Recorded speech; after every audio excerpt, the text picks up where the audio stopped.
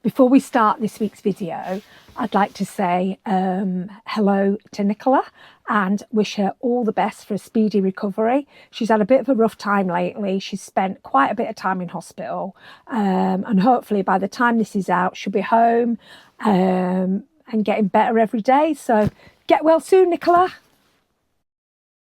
Hiya, I'm Nikki. And I'm Billy. And this is our rescue dog, Pablo. Pablo. So last year we decided to get married, jack our jobs in so we could travel more in our van. So if you want to see how we get on with that, just hit subscribe. It's completely free. We'll hopefully catch you on the road sometime. One of the little jobs we have to do before we go is our fire alarm has started playing up. So if you get one thing from any of the videos that we ever do, it's to make sure you have all your alarms in the van and your fire extinguisher, etc. So to replace it, I've gone and taken a part number and got exactly the same one, which means I shouldn't have to remove the plate. I should be able to just slip the new one on there and we're done. Important stuff done. It's a little job, but it's probably the most important job we've done before we set off. We're going to have to start packing. Nikki's inside the van sorting that. I need to get everything out, see what we use and what we don't use. So things like this, last year we took these because the weak point is underneath. It's the actual paper thin pipes and stuff, but nothing happened to them. So all I'm going to take this year, instead of all this, it's one of those exact same pipes that they've got underneath, but all condensed. So look at the space saving. So that's what we're going to try and do this year, is save some space. We've done the tables and chairs, that saves us loads of space, but I need to get everything out and then put away the stuff that we don't need and package the other stuff much better. Start again. So yeah, first things first, get all the stuff out.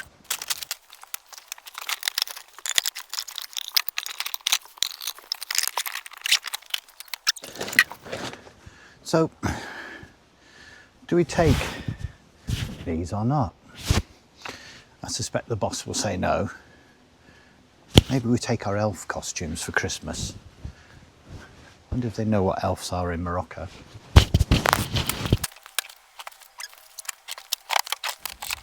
Did you get me my wet wipe? I've ordered them. They come today. So I'm in the van, happily sorting out my cupboards, getting organised and ready for our trip. Guess what I've just found? We still need to eat that. We are going to take this in the house and we're going to try it for lunch today. Right. Because it's been in this van for a year and it ain't going back with us, is it? No, it takes up too much space. Yeah, so I'm just happily tidying away, sorting my cupboards out and getting ready to travel. So, after just under a year of the cassoulet being in our cupboard, we've actually dug it out and we're eating it. So, to be fair, it smells all right. I've had a few little bits of taste. Tastes all right. It's got some unidentifiable bits of meat in, which I'm not sure what they are. There's some sliced sausagey bits. And then there's them sausages you get in Heinz bean tins. So, tuck in, babe. So, packing up. I like everything to be neat and tidy. So, we've got a big cupboard up here each. And we've got a cupboard here each. And I really, really, really rate these packing cubes. So here is just about everything I'm taking for 5 months. So I've got 4 cubes this size and then just a couple of small bits and pieces there. I've also got a kit bag in the boot, which I'll keep my sort of like bike gear, some swimming gear, my bike helmet, waterproofs, that type of stuff will all stay in a kit bag in the boot. But this is really literally everything I'm taking for 5 months. So I try to be organised, like one's got all my like sporty things in, easy wear stuff, because I tend to live in like leggings and like sporty tops when I'm travelling because they don't crease and they dry quick. I've got one bag that's sort of packed up for when we get to Morocco. So that's sort of like respectful things and things that are a little bit longer. I've got a bag with like summery bits in. I've actually got a jumper in this bag. And then I've got a bag with like some smarter bits and pieces in. So I tend to try and keep it all like that. But I don't think this is bad for nearly 5 months, to be fair. So, cupboards. Right. In my big cupboard over here, I'm not quite sure how much I can fit in, But let's have a go. I'll probably put that one in the other one. I think I'll keep my smarter stuff in this side. So yeah, 3. That'll go at the bottom actually next time, because that's one for Morocco. So there we go. And I've got room, I think, at that side to put my coat or maybe some other bits and pieces. So yeah, so I've still got room in there. And I've got 3 of my bags. And then in this side, I've got my Jimmy Jammies at the top. I'll probably just keep that one. Well, I've got more room over here actually.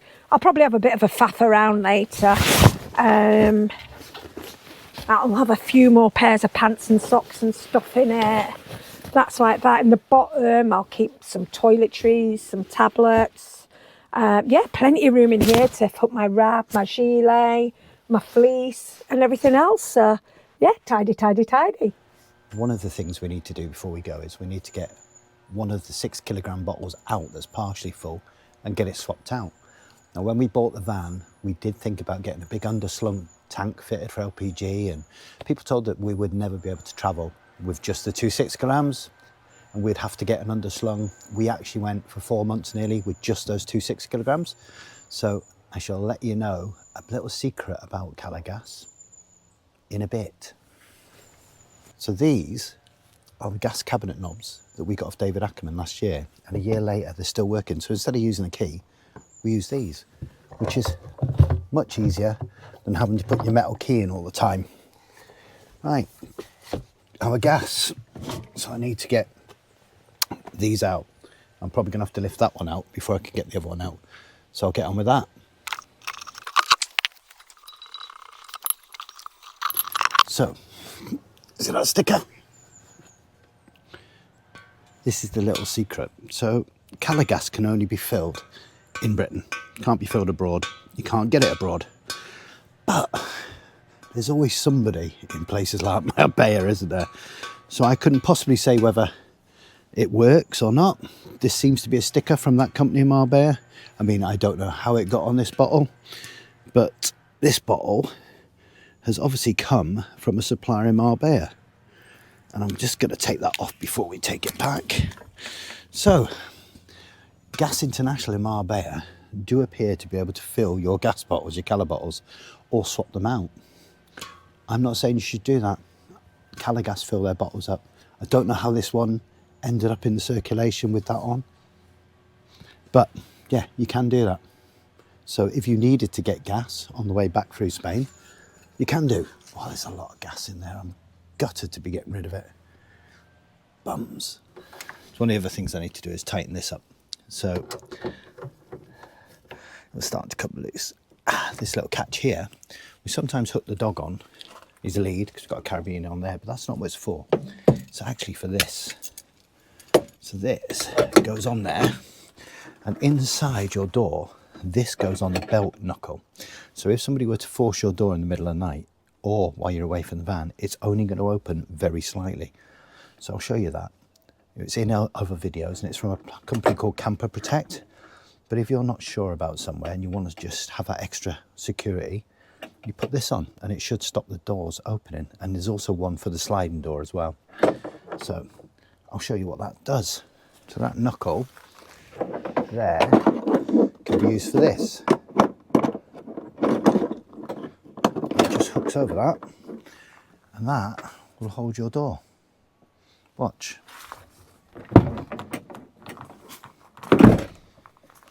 And that's what it's for. Time to start packing proper. So the first thing we need to do is put the bed in. Now, we didn't have a dog bed when we came away last year. Obviously we did by the time we come home. So I'm going to pack this first, and then that tells me what space I've got to work around it. So we'll put it in, then we'll cover it up so we insulate it a bit as well. Although the door is open, so it's the same heat that we have in the cabin. The dog isn't separated from us at night, the doors are open. So let's get that in.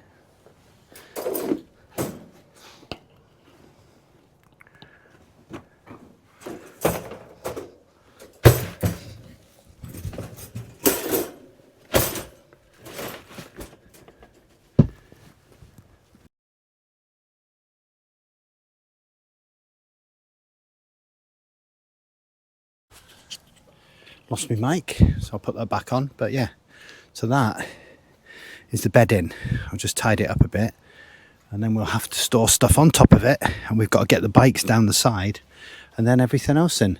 So tidy this up and then we'll get onto bikes. I have been around and around and around the houses with these bikes, so where to put the bikes and to make them accessible and what to do. So they're quite light, so if you want to get a bike for a van and you don't need an e-bike, get a gravel bike. So that's how light they are, and they can do road, off-road. You can go do adventures on them, and you can also do your shopping on them. So I have come up with the idea of sticking them in here around his cage because they're so light, and that still leaves me all this space to do other stuff with. So the next stage is to get the wheels in wheel bags. Important, if you're going to do stuff, put them in wheel bags. Always put something on your brakes. So you can get little brake spacers from shops. If you ask them, they've probably got spares at bike shops. If you haven't got brake spacers, just shove some cardboard in. So if the brakes get hit inadvertently, they won't lock on.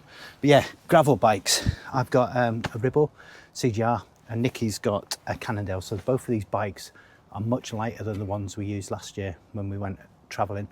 So they're that light. I'm going to stick them above the dog crate because it will take that weight because there is none. And that frees up all the other space to get all the other shite in. So let's get the wheels in the wheel bags.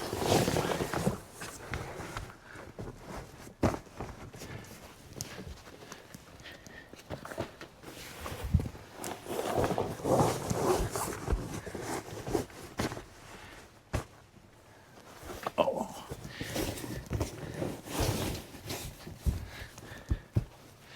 Not going to get them all in by the looks of it. I might have to stick one down the side.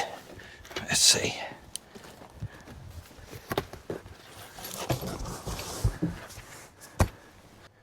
Right, I've got that one down the side of there. So that's not bad. I think that'll do for the journey. We've got all this free space now.